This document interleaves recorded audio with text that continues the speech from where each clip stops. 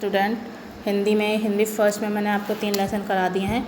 अब मैं आज आपको व्याकरण भी हिंदी के साथ जैसे हमें पढ़ानी है, तो व्याकरण के लेसन आज आपको कराऊंगी। व्याकरण की बुक का नाम देख लीजिए, रीड एंड अर्न व्याकरण पुंज, ठीक है। अब इसका लेसन 1 कराऊंगी मैं आपको। लेसन 1 का नाम है भाषा, लिपि और व्याकरण, ठीक है बच्चों। तो मनुष्य एक सामान्य, अब मैं आपको इस चैप्टर को पढ़ाती हूँ। चैप्टर देख लीजिए, एक एक लाइन।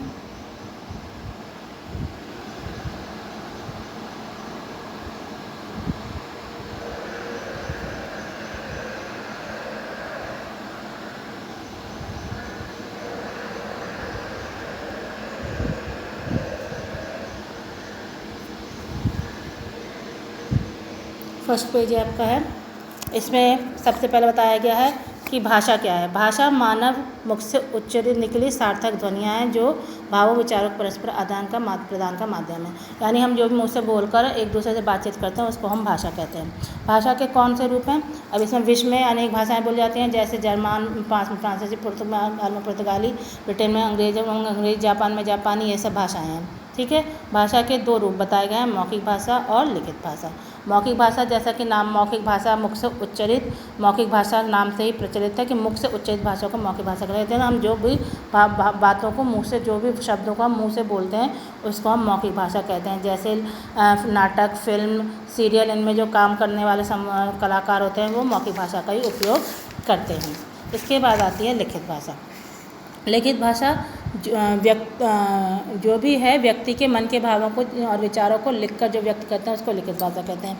और भाषा जो है इसका, ये हमारा व्याकरण का स्थायी रूप है, क्योंकि ये लिखकर जो भी माध्यम से हम भाषा को प्रकट करते हैं, बातों को प्रकट करते हैं, वो किसके में करते हैं? पुस्तकों में, पत्रिकाओं आदि में जो लिखा हुआ है वो कभी मिटाया नहीं जा सकता, इसलिए सुरक्षित रख लिया जाता है और इसको हम फिर कौन सा स्थायी रूप देते हैं। पहले और भाषा के कौन कौन को अन्य रूपों में बांट दिया जाता है, कौन कौन से? मातृभाषा, राजभाषा, राष्ट्रभाषा और राजभाषा। मातृभाषा जिस भाषा को हम घर के अंदर सीखते हैं उसको हम मातृभाषा कहते हैं। यानी अपने परिवार में अगर हमारा परिवार पंजाबी है तो पंजाबी सीखेंगे, बंगला है तो बंगाली सीखेंगे, तो वो हमारी मातृभाषा हो गई। राष्ट्रभाषा वह भाषा है जो देश के अधिकांश नागरिकों द्वारा, यानी देश के अधिकतर भागों में बोली जाती है। और राजभाषा वह भाषा है जो पूरे भारत में पूरे अपने देश में बोली जाती है और सरकारी कामकाज में भी जिसका प्रयोग किया जाता है। जैसे हमारे सरकारी कामकाज में प्रयोग किया जाता है 14 सितंबर 1949 मान्यता दी गई है हिंदी को, और इसके साथ अंग्रेजी को भी अब राजभाषा के रूप में जारी रखा गया। इसके बाद आता है भारतीय भाषाएं और हिंदी।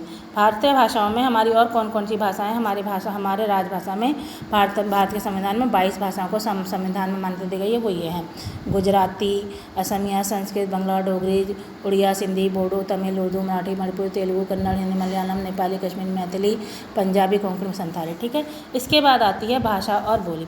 भाषा मैंने आपको बताई थी, अब मैं आपको बोली के बारे में बताना चाहती हूँ कि बोली क्या है। भाषा तो हम पूरे देश में बोलते हैं, अलग अलग भाषाएं होती हैं, लेकिन एक भाषा एक पूरे देश में बोली जाती है, जो मुख से बोली जाती है।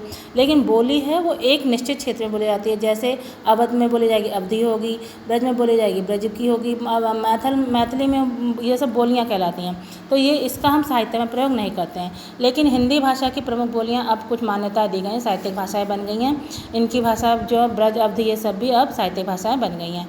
हिंदी भाषा की प्रमुख बोलियाँ इस प्रकार हैं, जैसे पश्चिम में हरियाणवी, खड़ी बोली, ब्रजबाला आदि, और उत्तर में गढ़वाली और कुमाऊनी आदि, और दक्षिण में दक्षिणी हिंदी आदि, और पूरब में अवधी, छत्तीसगढ़ी, बघेली आदि, ठीक है।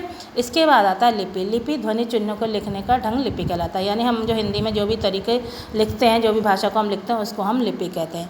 और हिंदी की लिपि जैसे देवनागरी कहलाती है, संस्कृत की लिपि देवनागरी कहलाती है, पंजाबी की गुरुमुख कहलाती है, उर्दू की फारसी कहलाती है। ये सब आपको मैं पहले भी बता चुकी हूँ। इसके बाद है व्याकरण। अब जब व्याकरण के बारे में भी हमें जानना जरूरी है। तो व्याकरण क्या वह शास्त्र है जो हमें किसी भाषा को शुद्ध रूप में लिखना, पढ़ना और बोलना सिखाता है। तो व्याकरण को शुद्ध रूप सिखाता है। और व्याकरण को शुद्ध रूप से सीखने के लिए, जैसे हमने एक शब्द बोला, मेरे को तेरे से कुछ चाहिए, ये वाक्य आपको सही लग रहा है? नहीं लग रहा, गलत है। तो इसको सही से बोलेंगे, मुझे तुमसे कुछ चाहिए। तो ये वाक्य का जो शुद्ध रूप सिखाना है वो हमें व्याकरण के माध्यम से आता है। तो यही सब हम व्याकरण के माध्यम से सीखते हैं। उसको सीखने के लिए 3 रूप निर्धारित किए गए हैं। कौन से? वर्ण विचार, शब्द विचार, वाक्य विचार। वर्ण विचार में वर्णों के भेद, उच्चारण, उत्पत्ति, यानी वर्ण एक क ख ग घ, छोटा बड़ा, ये सब वर्ण में आते हैं। शब्द विचार, इसमें शब्द निर्माण, उत्पत्ति, भेद आदि बताए जाते हैं। इन शब्दों को कैसे बनाया जाता है, इनकी उत्पत्ति का कारण क्या है, भेद कैसे हैं, ये सब बताए जाते हैं। और वाक्य विचार, जब हम शब्द बनाएंगे तो शब्दों को एक एक शब्द बनाकर एक एक वाक्य बनाते हैं, फिर पैराग्राफ बनाते हैं। इस सबको वाक्य विचार में बताते हैं। इसी के साथ आपका पाठ यहाँ समाप्त होता है। आशा करती हूँ आपकी समझ में आ गया होगा।